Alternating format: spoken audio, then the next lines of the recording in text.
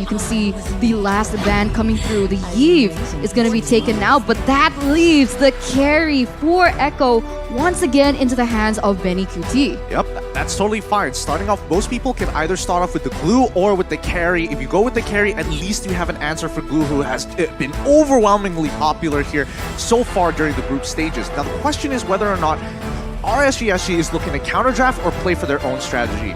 Based on what we saw in previous games and the overall standings from Echo, it doesn't matter what the enemy does. We're going to play our strategy whether you like it or not. You have to play around us. Exactly, and I think I love that confidence. I like that philosophy from the side of Echo, right? They have the first pick as well, a very good setup to play around for themselves, sticking with their identity. Now RSG will respond with a Fredrin pick, who is very, very popular here in M4. Regardless, right? Carry counters Fredrin, they still pick that up, but a very quick response here from Echo. Called TZ, no. Echo picked up Valentina. Now that's the thing, right? Because I thought RSG would have picked up the Valentina with the Fredrin, but no. They opted for the Lolita first. And we're gonna see, oh no. Oh no. Oh no. Am I seeing that Echo picked up the Cho? Yup. Expect to see some staple plays coming out from Echo's side. However, based on what we're seeing so far, I'm looking at RSG. The fact that they picked up Lolita so early on, especially when all you saw was carry, does beg the question, are they looking to deny? I'm expecting Beatrix maybe to be coming out here for the side of RSG. There is a chance they could be locking in EXP laners, but I feel like that gives off too much. So mid laner is most likely. And here we go. There we go. Farsa already locked in the artillery mage to make sure that Valentina, you want to steal my ult? I'm going to punish you for it. Not really popular here, Farsa in M4, but sometimes picked up. And there you go. The ban towards Yuzong, a very critical ban. They're realizing that Farsa is very vulnerable if the Yuzong is on the opposing side. But Echo responds with a rather quick ban as well. And that Harith. Now, what do you think about Harith, Gideon? So far, I think Harith is actually not that bad. Again, if you want to play a little bit more passively in the lane, you absolutely can do so. His 1v1 potential is so very good, especially when he gets his first item. It really depends on the situation, because some matches are a lot harder than others, but with your range and the way that you time your spells, you can really manipulate the waves in your favor to maintain the advantage and slowly overcome the odds when your opponents hit their own 2-item power spike, for an example. I agree, but the one thing that I noticed about Harith is that he's very susceptible to CC. So yes, that was really utilized in the previous match that we saw. But coming back into the drafts here, we do see an Akai being banned out from the side of RSG, as well as the Claude ban from Echo. So far, Baby Cakes, he has used the Claude. They're starting to limit Baby Cakes' options right now. And with the current lineup that he has, right, Fredrin, Lolita, Farsa, against the carry, the Valentina, and the Cho, what is the correct goal laner to use? It's kind of tough to say, but Benedetta gets locked in for the side of RSG. Now it begs the question whether Benedetta is going to go into the jungle or into the EXP lane. Based on what we've seen so far, we should expect it to go into the EXP. And Echo, so very smart. They want to say, hey, even if we were expecting glue, but if you want Benedetta, that's totally fine. Now, no matter what marksman you pick, you're always going to be under that threat, and Lolita can't do anything about it. Adding more pressure as well to the Farsa, right? You already have the Cho that can just target that Farsa, perhaps forcing that Farsa to even use Purify, but add also Grok, that Feather Airstrike can be easily cancelled. Fanny, though, comes in and picks up twice, still 0%, and they revive the win rate. Oh, that last pick, Fanny, though, in the hands of Carl TZ himself. This is looking awfully dangerous, honestly, because RSG, they weren't equipped for this. They weren't able to draft against this. They don't have the CC to quite pin him down. Without the Franco, without that reliable source of CC, it's gonna be difficult to shut down this Fanny. And the only thing that they could do was choose the gold laner, and the gold laner is Beatrix. Yeah, you could see it on the faces of RSG. They know that this draft is particularly difficult to pull off with what we're seeing coming in from Echo. It's all about timing, and it's all about finding the right opportunities, which is not exactly within the playstyle of RSG overall. They like that structure, and if you break out of that structure, man, it gets very chaotic very quickly. So let's see here again. Composition-wise, it is going to be very balanced. It's going to be up to Balanced? the early game. No. I mean hero power-wise, but early game, it is all towards Echo. Yeah, Dude. he's got a Dragon Balls. I can literally see when the camera's off, he pulls up his Dragon Ball Z Power Scatter. He's just like, oh, there we go, 10,000. Yeah, I gotta agree. I mean, right now it seems like Echo have drafted themselves a victory, but it all depends on execution as we head into the land of dawn to see Echo Philippines go against RSG Singapore. Spam your hashtags. It is Echo Loud, Echo Proud, or GGRSG. Ladies and gentlemen, let's witness. Will Echo remain undefeated, or can RSG make something happen? Let's find out right here, right now, because we're seeing a potential cheese off on the top side here. Yawi looking to punish this Beatrix, and that's the thing, right? Beatrix is supposed to be good in lane, but as soon as you add some external factors, it becomes a bit of a problem. Let's see here already. Spell checks. Yeah, 505 on that far side is somehow forced to use that Purify, but Echo, they're feeling confident, they're feeling aggressive. They are going to use 4 flickers. Let's see how it will work out. I mean, let's take a look at the emblems before things go too heavy, right? Because when we see Echo, the choice of emblems, a lot of high and dries here. I think they're going to be playing for those pickoffs. So RSG Singapore, they need to be aware of that. They need to see that this is going to be the play that they want to go for in the early game especially. But they do have to wait for Yawi to get that level 4 in order for him to assist in that pickoff strat. Yeah, I mean, when we're looking at the emblems, it just immediately tells us what Sanford is playing for, right? When you have high and dry, he understands that, unfortunately, Diablo isn't going to be as strong as him, especially with the unbending will. But top side now. 3v1 called TZ with the cables. Jumps in towards Baby Cakes. Baby Cakes, even without the flicker, is still quite safe.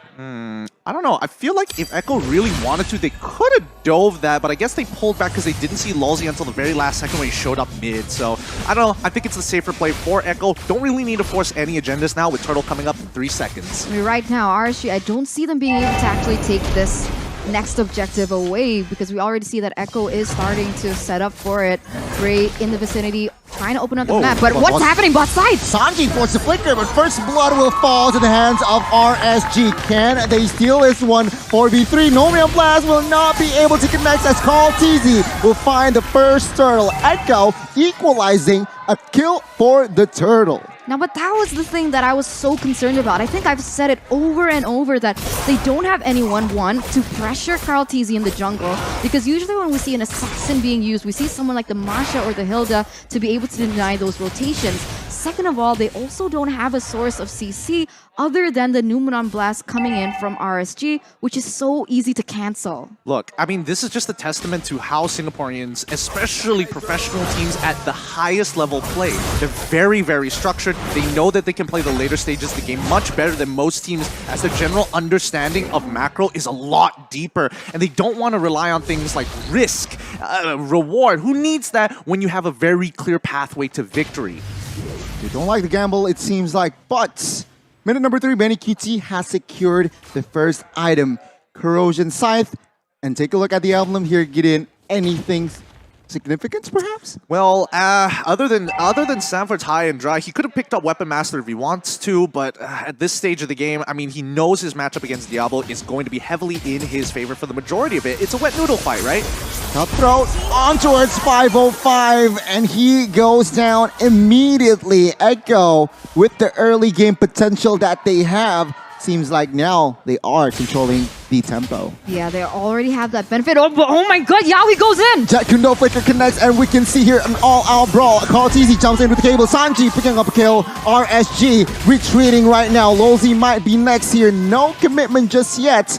Echo with the intelligent engage and disengage. That must be so frustrating, right? Because RSG, they're betting on the Numenon Blast, whereas Echo, they have Yawi to work around to initiate, but they also have that beautiful follow-up coming in from Sanji, but Diablo, he's gonna be taken down. Goodbye, Diablo. And that's why you go. take high and dry. No, we were literally on this. We were going to say the exact same thing. I was hoping you were going to commit to that, right? The high and dry makes all the difference here. If you had Weapon Master, it probably wouldn't have the same effect. Second neutral objective will be secured comfortably by the hands of Echo. Again, RSG, they are behind on rotation, so they need to find something to equalize. Okay, so pickoffs for Echo right now. The neutral objectives so far have also been dominated by Echo. RSG, when will it be the time for them to turn online and find that power spike that perhaps they haven't found yet here in the 5th minute? Well, all of it is dependent on both 505 and Baby Cakes, who are supposed to be the ones who can actually pull them towards the later stages of the game. But let's see, because Lolzy has a lot of work to do. He can only be in so many places at once. Yeah, you can see your top side already. 3v4, perhaps potentially 5v5. Kaltizi jumps in. Cutthroat connects, but no, not enough damage just yet. RSG pulls back. I see the fact that Baby Cakes has been pressured quite a lot, but he's not that far behind in terms of that level gap. So it's very interesting to see what the items say, but Oh, he lands it! Oh my god, the taunt, the stun, everything goes down. Kaltizi, RSG. Top. Find the equalizer, in particular the top side. Flicker pops. My goodness, Baby Cakes with the 1 HP retreat. And we can see here already the both roamer is just punching bags, but okay, let's see. Conceal on towards the purple buff. Bray trying to steal that orange buff. Wave Dragon connects, not enough damage as Kaltizi with the retribution, but Kaltizi takes down Lolzy. Minds the double. No, Benny QT will pick up the kill. So again, Echo with the control of their jungler. That's really unfortunate for RSG. They had a really good idea. They knew that the purple buff was going to come up. They wanted to get a punish specifically onto Kaltizi, but unfortunately, Echo had the foresight to understand that RSG wants to go for the punish, so instead they go for the counter engage, and the G Kundo specifically on Lolzy to deny it. Beautifully done. Kundo Flicker connects on towards Baby Case here, top side. They are looking for the collapse, but it seems like RSG is on time to defend. Lolzy trying to open them up the map. Oh, we have Dragon Benny QT with the shurikens, jumps in, and Kaltizi to clean it off. Turtle now open, 5v4 RSG. Is this the right move? Yeah, I feel like they should just let this go. Third turtle, Kaltizi looks to secure this. Let's see. But remember, it's Echo not having those really important utilities in their ultimates. But here we go. Another engage coming in from Yaoi. Well, what's Baby Cakes? Baby Cakes got the turtle. He stole it on the nose of Kaltizi. What is going on as RSG finds the equalization? And the turtle, get in. Yeah, that's just unfortunate. I was shocked for a second. I couldn't believe that Baby Cakes actually got that, but that's great for RSG. Just look at this lead that Echo has, right? They want to be at least 5K by this point. Wave Dragon, 3v1 Diablo caught off guard there. And it seems like Echo will find the first tier turret bot side. And now RSG, they are looking for an equalization, but what can they do? Well, you can expect that, Kaltizi is going to look to make the aggressive play, but overall, RSG, if they have to sacrifice objectives, so be it. They still need to scale. That is their objective, right? Because Farsa is going to make Benny QT's life so very difficult, and the second question is whether or not Lolzy can actually handle Sanford, and on paper, it should be a no as long as there's a wall. My goodness, just the kill pressure that Kaltizi brings to the table. Baby Cake still surviving that one. But take a look at the mid side. Ray, 505, looking for a setup. Wait, but River. no comment. Oh my god, River top side. Lolzy gets caught with the Wave Dragon, and 4-member is technically on him. There you go. Down goes Lolzy. I mean, you mentioned something about RSG and like the Singapore region in general of how that, oh my god, but wait a minute!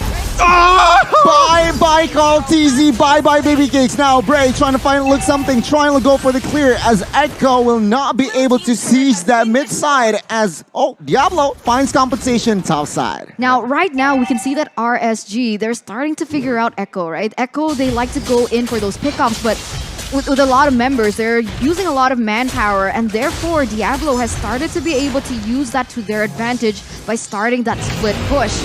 And if this goes on over and over, it could be RSG still staying relevant in the game, Gideon. For sure. I mean, that's the idea. Both EXP laners are looking to gain pressure into the side lanes to kind of pull them apart for these neutral objectives. It's difficult, but now the kick comes through. Oh my god, Bray gets deleted. Whoa. Numen Blast connects onto his one here. No follow-up damage just yet. Sanji trying to find something. Benny QT in the backside finds the Farsa. Benny QT will get the shutdown though. And now it is going to be a 3v3. Sanji Flicker as a defense. Baby Cakes in a tough situation. Oh, that Kundo is big.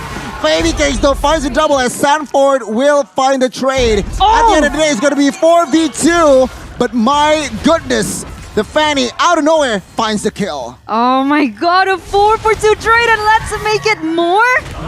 Okay, he didn't want to commit onto that. He didn't want to make that mistake, but even then, Echo still with a huge trade on the board.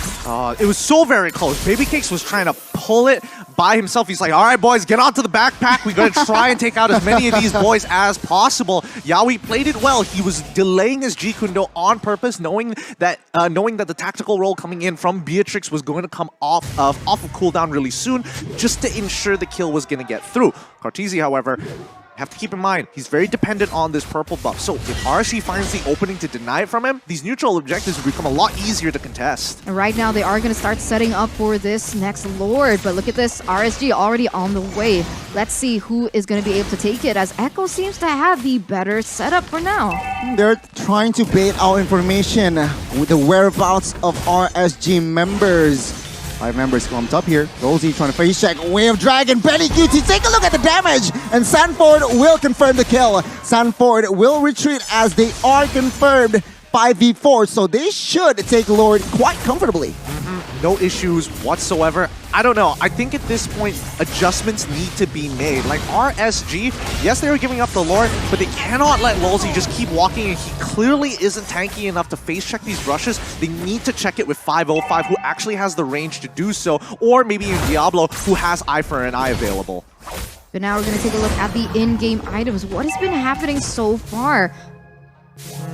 Based on what I can see, it's 3. Wow, actually a lot of gold. And Babycakes is actually trying to keeping up with Benny QT, despite him having 3 full kills on his side, and also an outrageous flaming face. 505 is in trouble. Oh my god. Purify, nothing matters. Carl TZ will find the kill. Diablo finds a 3-man Petrify here in the backside. Sanji goes down. Diablo taking a lot of damage here. Can he survive? But Sanford in the backside deals a lot of damage as well. Unstoppable for Sanford with that barrier. What the heck, Echo? They are just running everything full throttle. They have so much kill pressure here. It's insane. Did you see how they did that team fight? They actually split. You could see that Sanford was pressuring that backside. 505 went down. Babycase was being pressured. And at the end, the damage dealers, the main carries from RSG, they didn't have an answer to that. They don't have it just yet, but it takes time to get their Echo. Now with a solid 5k lead, they're going to lose their inhibitor down on bot side. This is the position that Echo has been looking for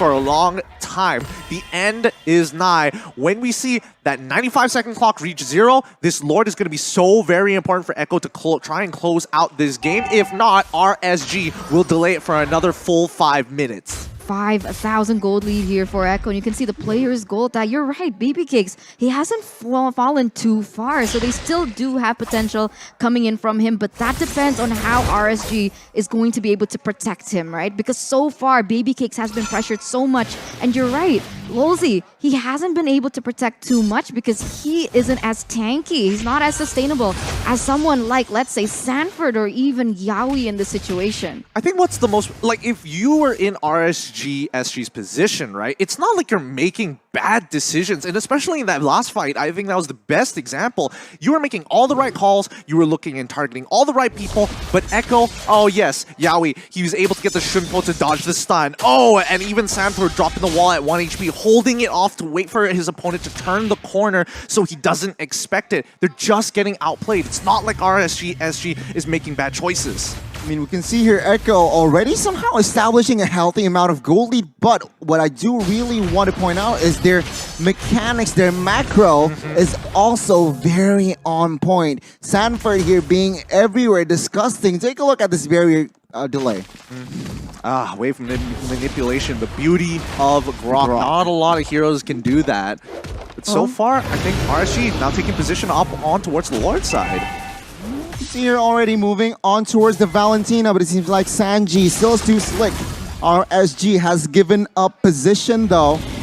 Echo, can they capitalize on this? Yaoi on the conceal will not find anything just yet. Oh, this is scary because Echo, they have Yaoi, they have Sanford, and they have Sanji to work with.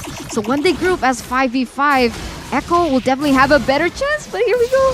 The fight for the Lord. Numinum Blast from Valentina finds Bray. No fall damage just yet, but Lolzy here will not find the right connection as well. RSG, they are resetting here. 13,000 HP. They need to make a choice right now. I mean, the minions are pushing in into their base. They're gonna get backdoored by Cartesi if they don't choose now. Oh my god, Kaltizi, will they read this? Junpo tries to delay, but no, my god, 505 trying to fly. Sanford, Yaoi goes down, but Kaltizi Oh my god! in the Oh my backside. god, Benny QT, the base Echo outplayed RSG. Echo remains undefeated. Upper bracket secured.